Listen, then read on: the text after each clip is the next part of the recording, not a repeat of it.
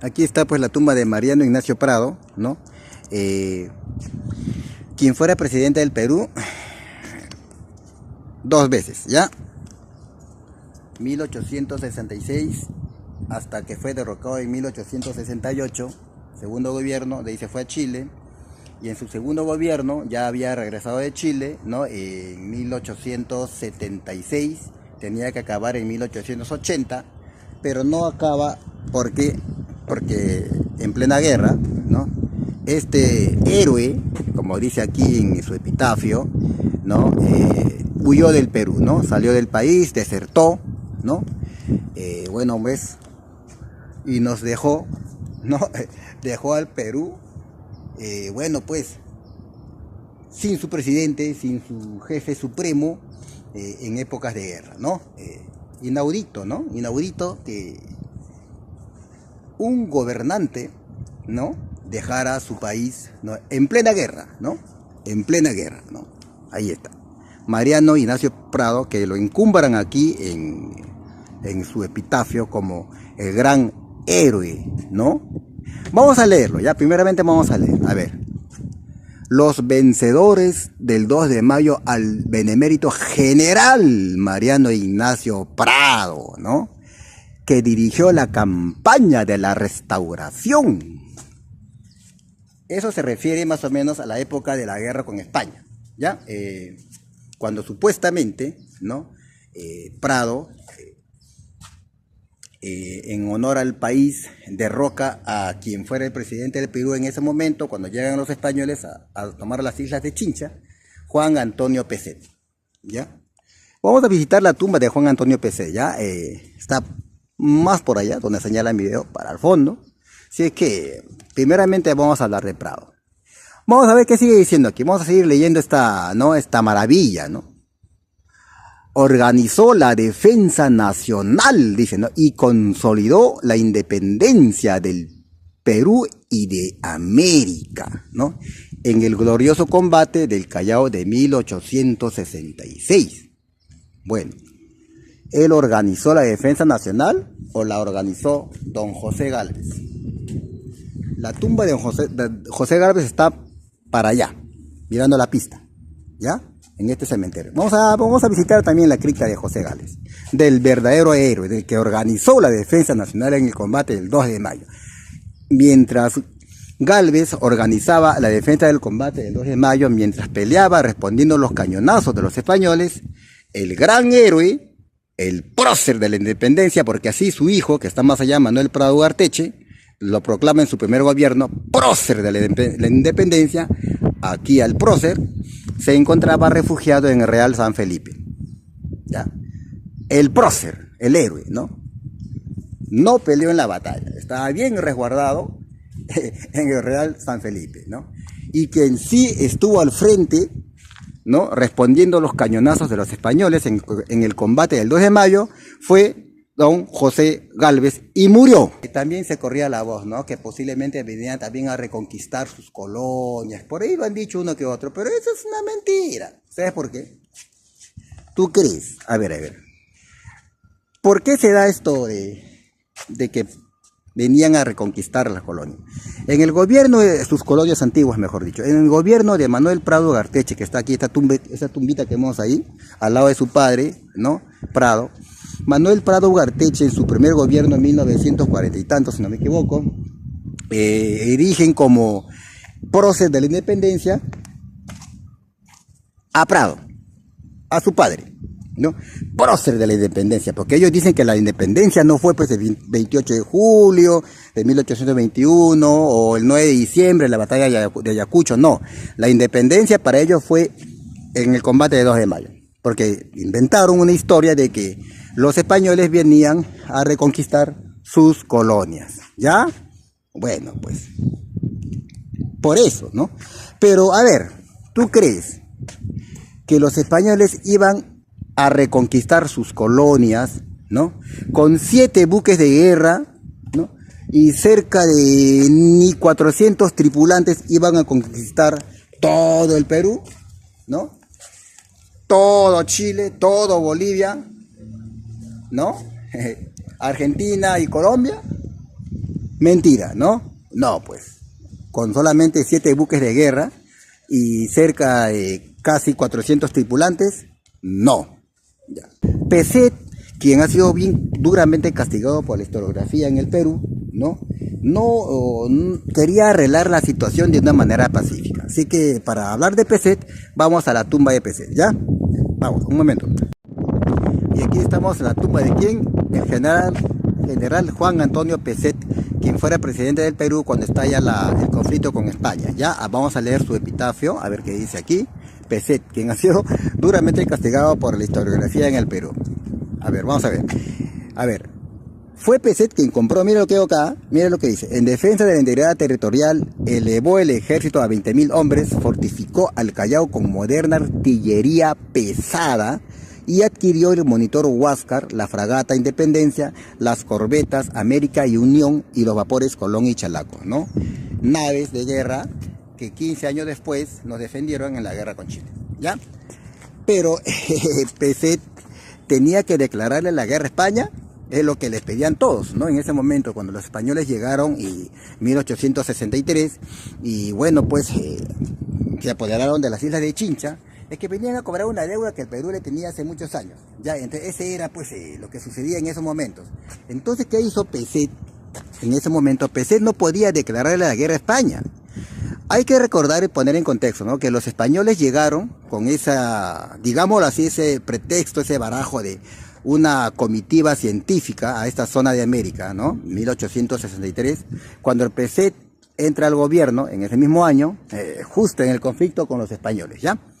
Entonces sucedieron hechos que, bueno, pues no quiero alargar el tema, los españoles aprovecharon una situación que se dio en una hacienda en el norte de Chiclayo, hacienda de Talambo, donde muere un ciudadano español, ya un conflicto con peruanos, y esto lo aprovechó España y bueno, pues los españoles sí se adjudicaron las islas de Chincha, ¿no? ¿Por qué las islas de Chincha? Porque en Chincha estaba, pues ya sabemos, el guano, el boom guanero, que dio muchas divisas al Perú desde años antes. Y bueno, pues las islas de Chincha muy importantes en ese momento.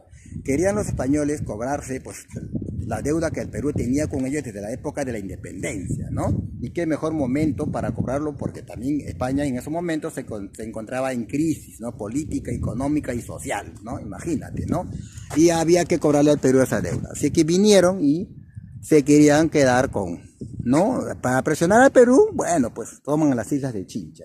Todos pedían guerra, declarar la guerra a España, ¿no? Prado, que estaba como prefecto en Arequipa, ¿no? Elegido por Peset, ¿no? Prado, Balta, don José Balta y Montero, que estaba en el norte, Pedro Díez Canseco, y todo la gente, todo el pueblo, ¿no? Pedían guerra, ¿no? Peset tenía que hacer la guerra a España, pero ¿cómo ibas a hacer la guerra a España si no estábamos preparados? El puerto del Callao no tenía pues la artillería suficiente, esos cañones pesados para responder el bombardeo de los españoles en caso se diese una guerra, ¿no?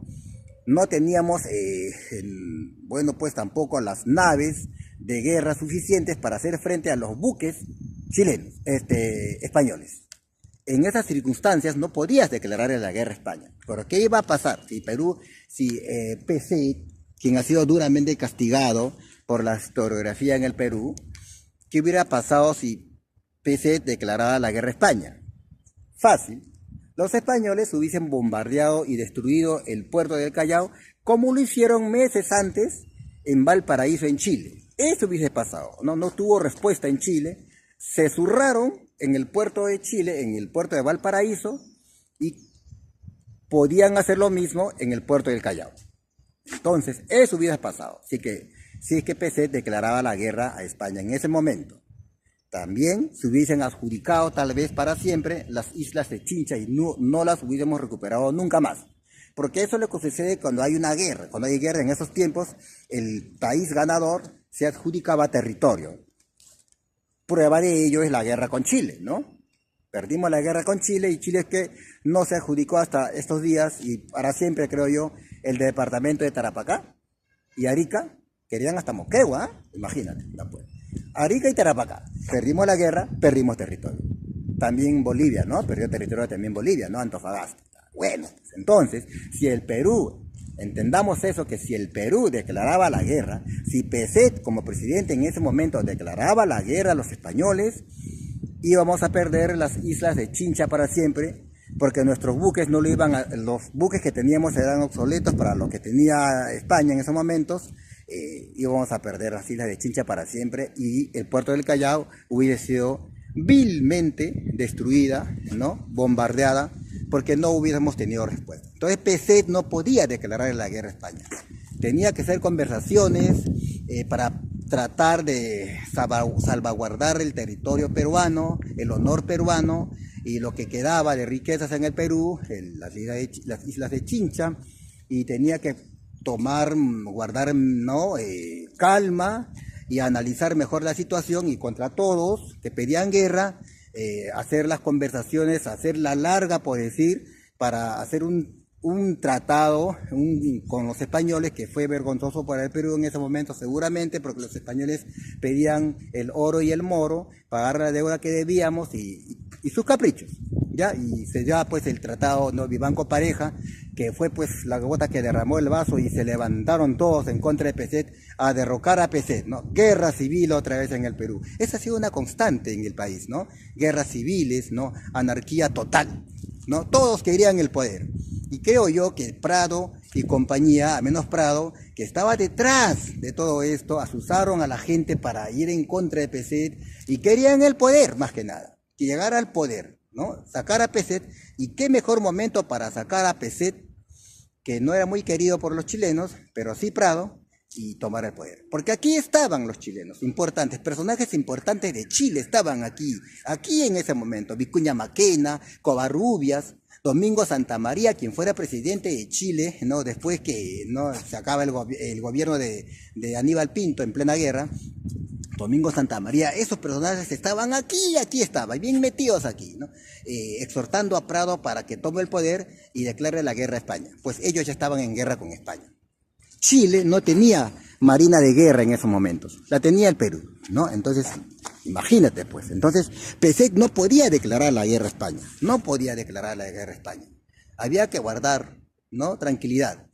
Pero lo que no te han dicho en los libros de historia, la currícula escolar o qué sé yo, mucha gente no dice, porque he visto varios videos de YouTube, que solamente se acusa a Peset de cobarde, vendepatria, de falto de carácter.